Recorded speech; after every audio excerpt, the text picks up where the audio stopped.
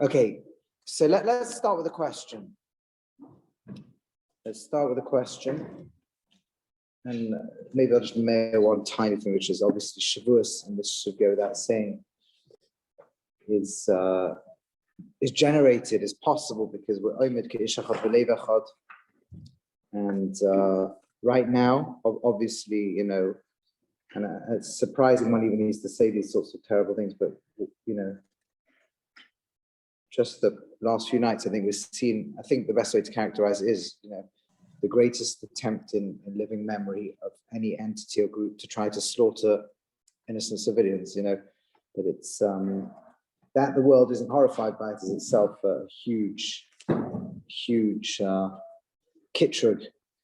Not that we need one on the status of the world, but it's that's really what it's like. And that we have to be oimed b'tzar of Klal Yisrael and Mispalo, and everything we do should be zchus as well. For those who are already now in hospitals, should be for their refuah. For those who are living b'pachad, to not have to do so. They should be shalom, ve'ein macharid. Okay, so let's just say that, let's talk about Shavuos. Let's ask a question, because one of the interesting things about Shavuos, and one of the problems as we approach Shavuos, is that pretty much everything that we got on Shavuos, we lost very shortly afterwards. The luchos were gone by Shavuos of Tammuz. The edgei, the beautiful levels that we'd reached, the Gemara talks about the ksarim, the crowns that had come down, are gone. The poskuza mosam, the injection from the Nachash is gone, that was temporarily removed, and that we stood like in Gan Eden, Tchias HaMesim, that was gone. So everything we received, and we never got it back. The Luchos Rishonos never came back. We had Shivrei Luchos, the broken pieces were Menachem, were placed in the Aron, but the actual, in Luchos Shneir, it's different. All that we had on Shavuos, we lost, and have not had it back since. And that raised the question, so what are we actually celebrating? I'm talking about the Matan Torah element, not the Kurim element and others, but the Matan Torah, the Ikka of what we're Madgish in the Tfilos, or Chazal Madgish, we don't have any of it. Not like Yom Kippur, where we got Kapara and that's Nimshach, or Pesach, where we got where that's Nimshach. These things that we got, we have, but Shavuos, everything we have, we lost very, very quickly. So what is it that we're exactly celebrating, connecting to? That's an important background question. Then when we get into the details of actually what happened on Shavuos, we start to raise some interesting questions. The pashtus is very obvious, nothing particularly difficult about it, which is we received the Aseres Dibros. We still have seen how we got the Aseres Dibros. But it turns out it's not so simple. You could argue that's too little and too much. Too little, less clear, but the Pasuk in Mishpatim, that in Perchav Dalet, I believe, that says like this.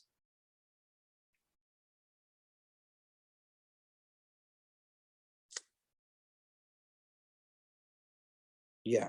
Vayom Hashem Moshe alei elai hara vayisham ve'etzon al chassid luchos even Torah mitzvah shekasati lo'roisam.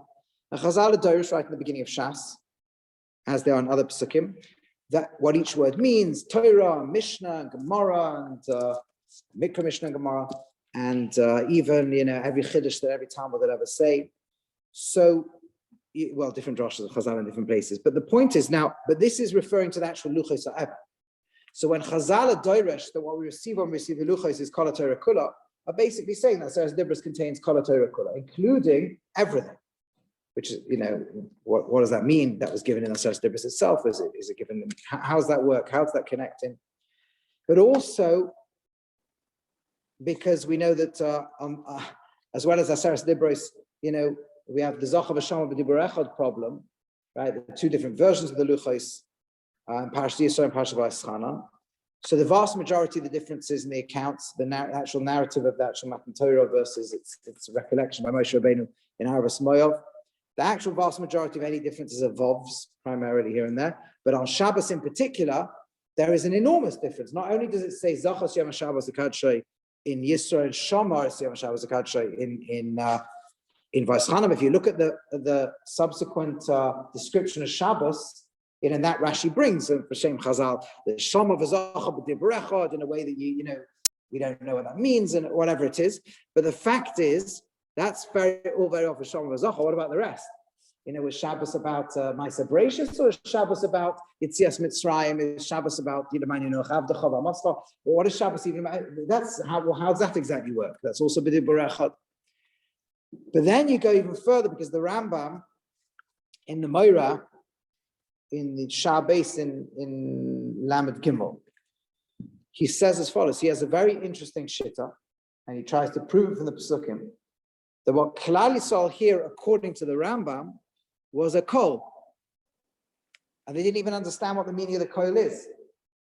They knew it's God talking to them, but all they knew was a kol. They didn't understand its words.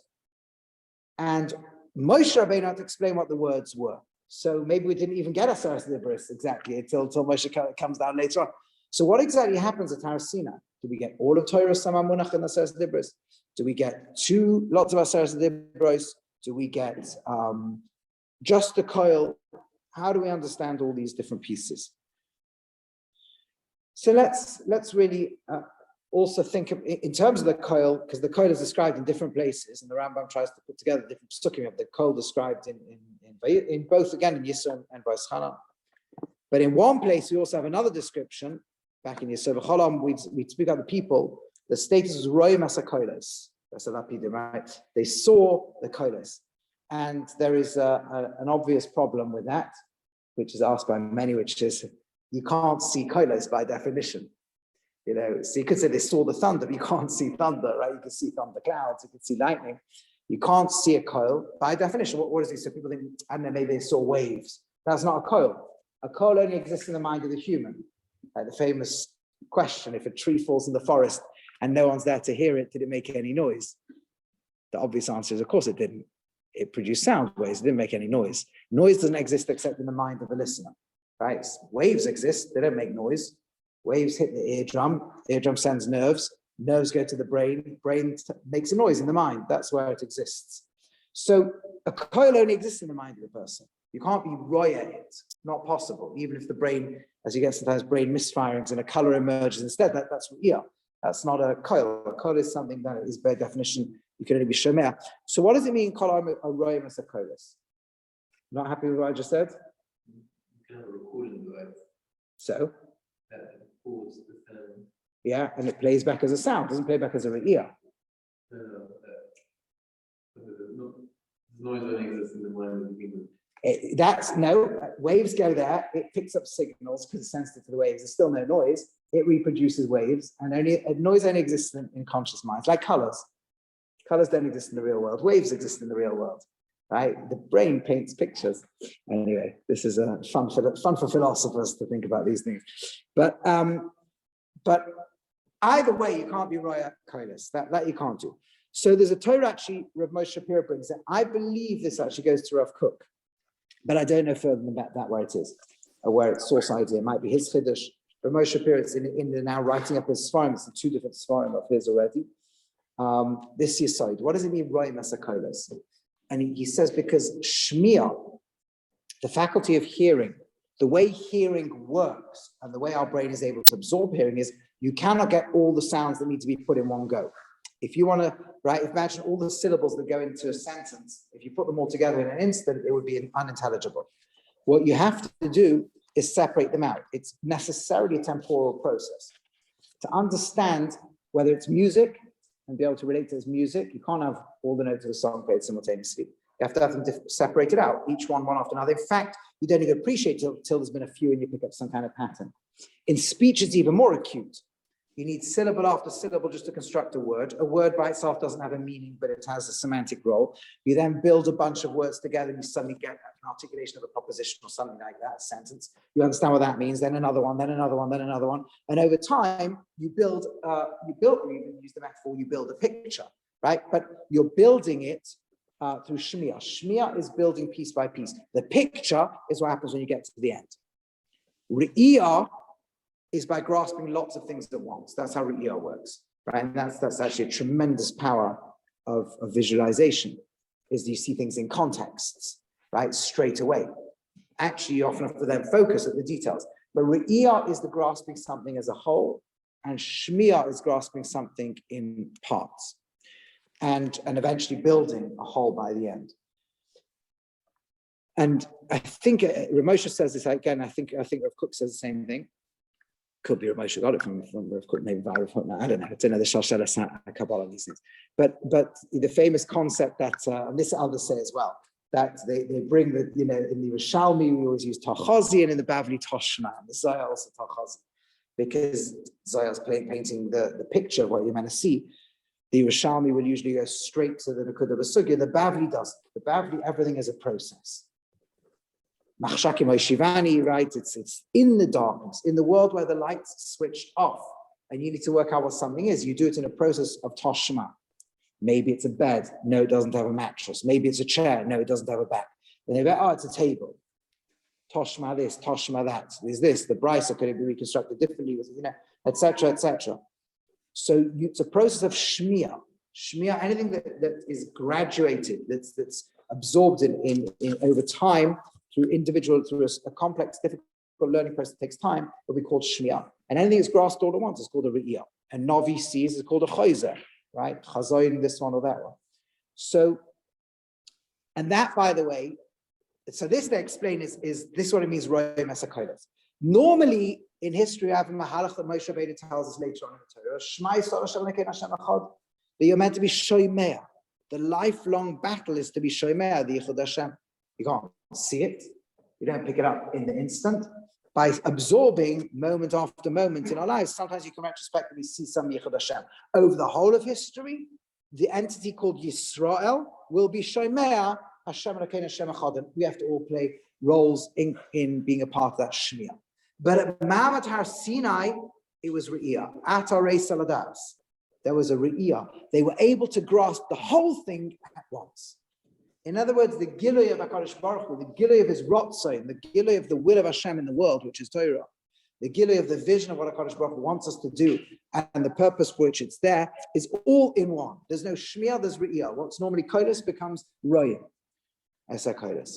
In other words, what they're trying to tell us is that Ma'amat Har Sinai was a revelation in deeply condensed form of that which in the rest of history has to be expanded outwards over thousands of years. And that means that it was lemala, it was above that which is normally kolos and diburim and words. And this takes us back to a Maharal. Quite actually, I would say a famous Maharal, but I do remember a good friend of mine once telling me that when somebody says a famous followed by any Rishon Achron, what they mean is I've heard it. So I don't know if it's famous or not. But the Maharal in the Gvuras Hashem particularly points this out. There he goes through in the prokim around after Chof, those prokim later where the whole encounter of Moshe Rabbeinu and HaKadosh Baruch Hu in the beginning of the Yetzias Mitzrayim process. Chof Ches, he gets that moment where Moshe Rabbeinu bases Lo Shvar Manochi, where he seems to reject being sent by HaKadosh Baruch Hu on grounds of he's not a great speaker. And there's different throughout Shmos and Va'era, different terms, Aral Svasayim, Kvad Peh, all these different issues. And the Maharal asked the obvious question, which is, what do you mean? HaKadosh Baruch Hu said, "Hi, I'm the infinite creator of the universe. I'd like you to go on a mission." Let's say we learn it like we do as children. It's speech impediment, which, by the way, is not just as children. There are Rishonim seem to learn that way too. But if we learn it as that literally, then we have a problem because it's a very strange thing, very strange objection to raise. Did Moshe not think that HaKadosh Baruch Hu understood? So Hashem, I never thought of that problem. Maybe I'll find someone more articulate. What's going on? So the Maharal says, no, there's a very deep omek in the words used. With Lo ish devarim anochi, I'm not a man of words. Even kvad peh, aral svasayim. When something is in the world of being oral, it means it's not yet functional. It can't yet be used, right? So a body that is an oral has not had a bris milah. It's not yet functionally entered into the bris. A fruit of a thing that's oral has not yet been past its few years where you can actually use it. Moshe Rabbeinu is saying, I can't use my lips. I'm not an ish devarim. I'm not a man of words. Why not, says the Maharal? Because if you're on the level of contact with HaKadosh Baruch Hu, and if we sum Midrash Chazal, Moshe Rabbeinu might have been all his life, there's no possible way to put that into words.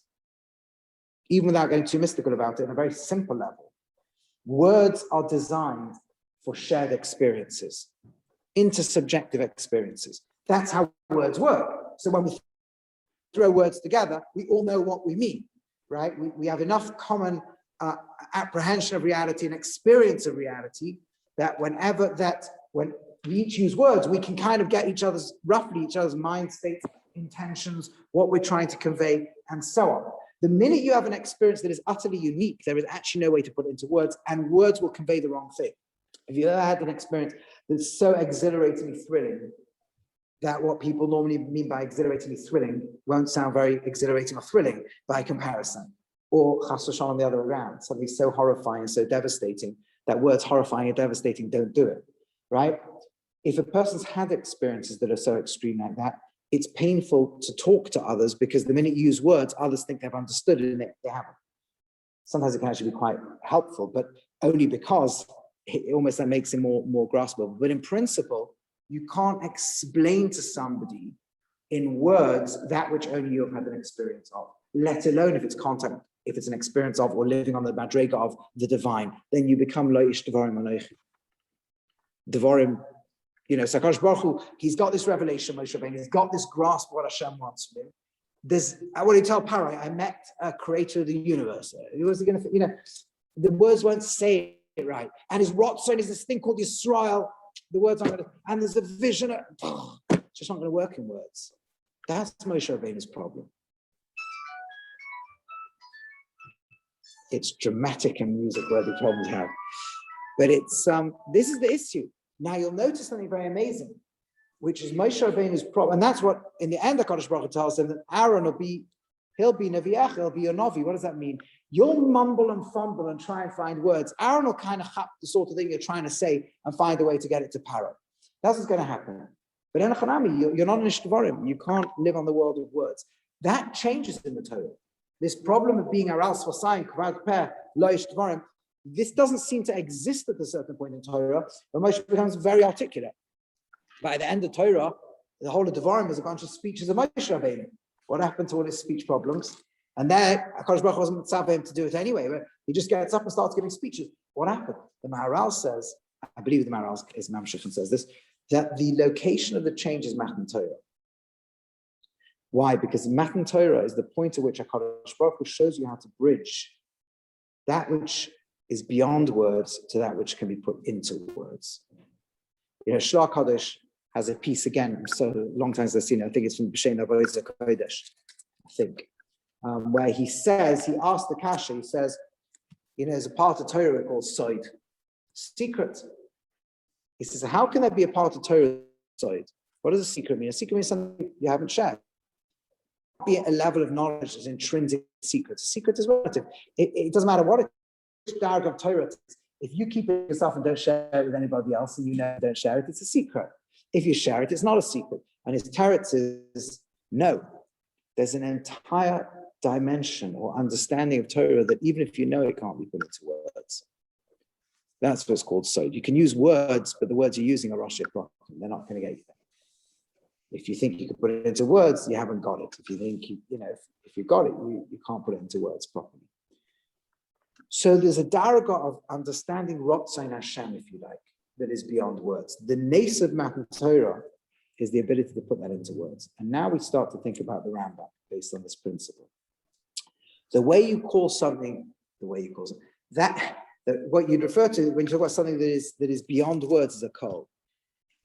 It's a voice. It's not yet in words. When you're communicating with HaKadosh Baruch Hu on that level, you don't hear words, you hear a kol. You hear something much, much deeper than words.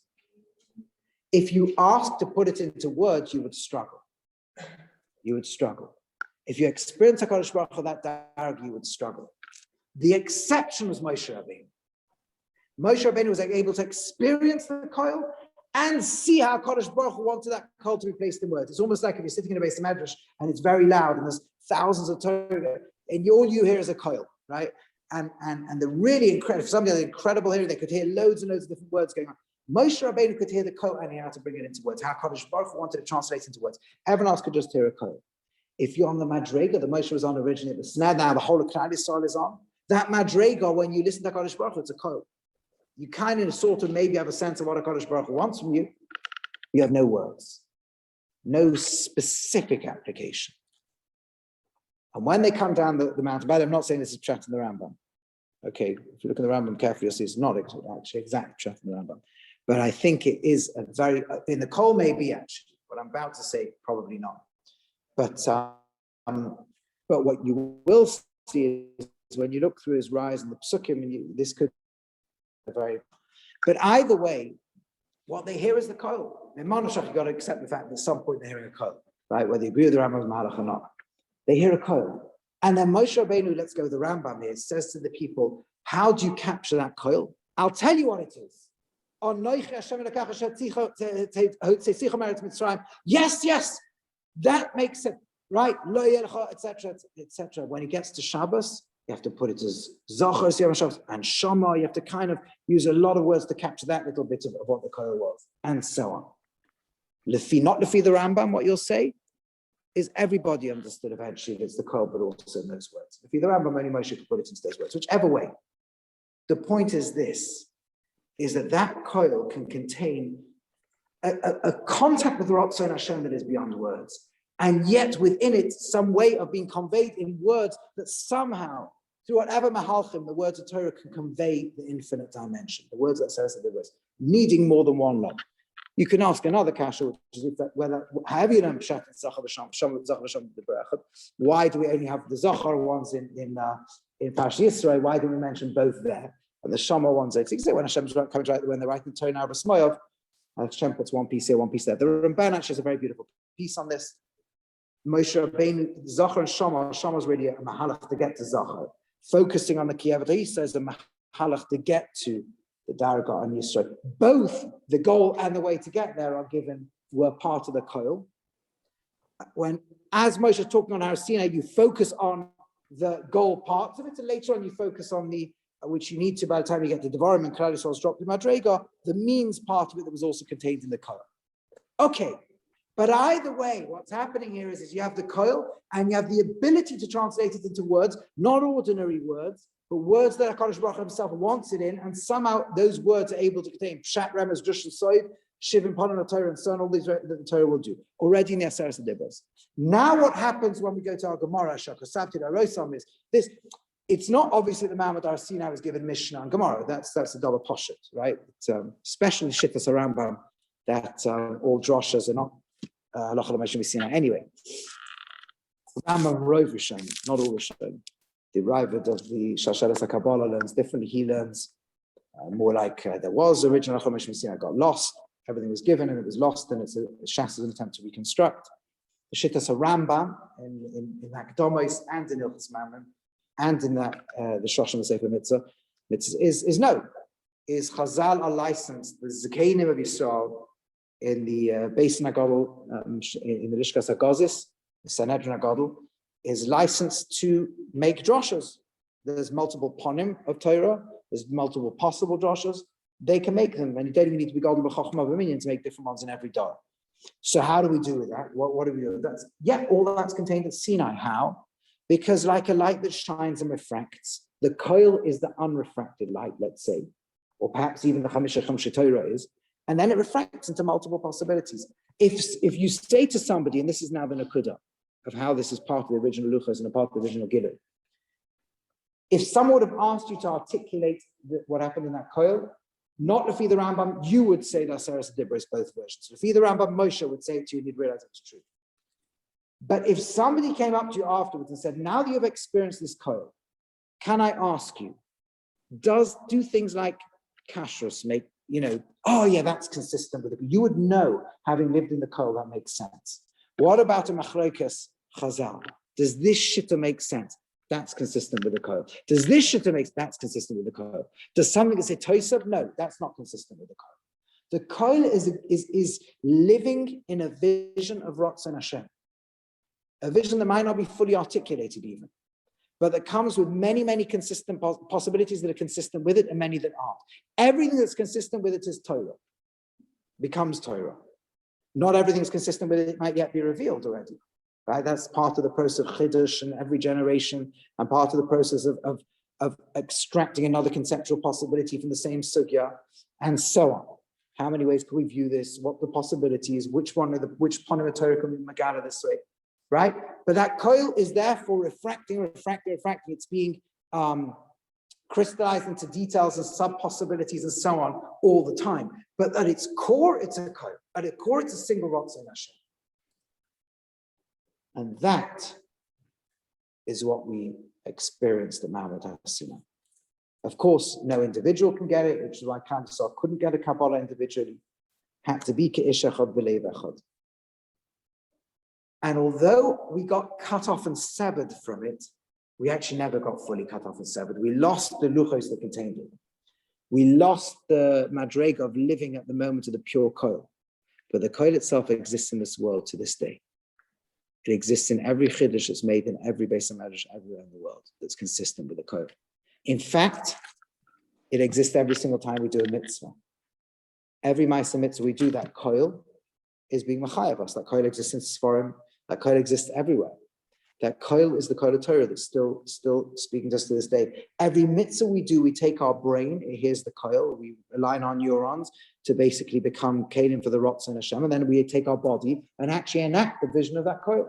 Every time we put on tefillin, every time we daven, every time we do everything. Every mitzvah.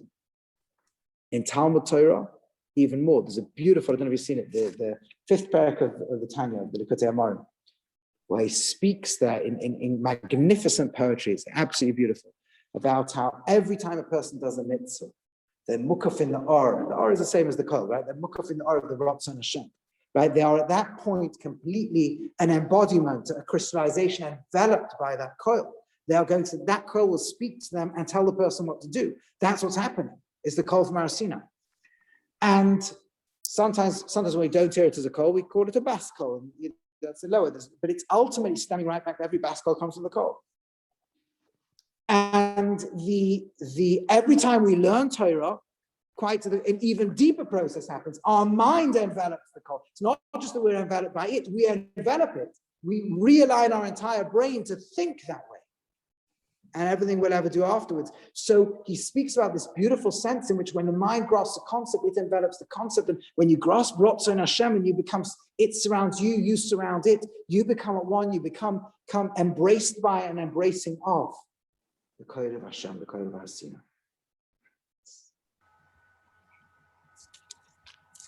And in Beis Chana we call it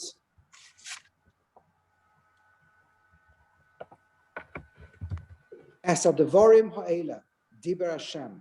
The Pasuk Moshe Rabbeinu says, after going back over Aseret Dibros, Al Kol Ka'alchem, Bahar, Mitoicha Eish, Anon Ba'Rafel, Koil Godel, V'lo Yosef. The coil is Godel and it will never finish. We may lose everything else as Shavuos, but the coil is Godel V'lo Yosef. The Luchas Avonim we may have lost, but the coil Godel V'lo Yosef, that's Lo Yosef. That call speaks to us. That calls machayev us. It's a call that we turn into our coil in Talmud Torah and Tefillah. A call that shapes our very brain and being in Talmud Torah, and a call that shapes every ma'aseh we do in the ma'aseh mitzvahs. And so Shavuos is the reconnection to that coil, the reconnection to that daraga that was lamala from anything one could put into words. A connection to the pure Ratzon Hashem that we are beings of, that we are manifestations of, that we as Klal Yisrael are the living embodiment of. And that, contrary to what I asked in the beginning, has never gone. And that is what machab ourselves ever deeper to every Shavuos, every Mizman Matan Torah saying. And that coil, La Yosef, will become the coil that heralds Baz Hashem, the full Gid Hashem in the world it should be from here of Yomim.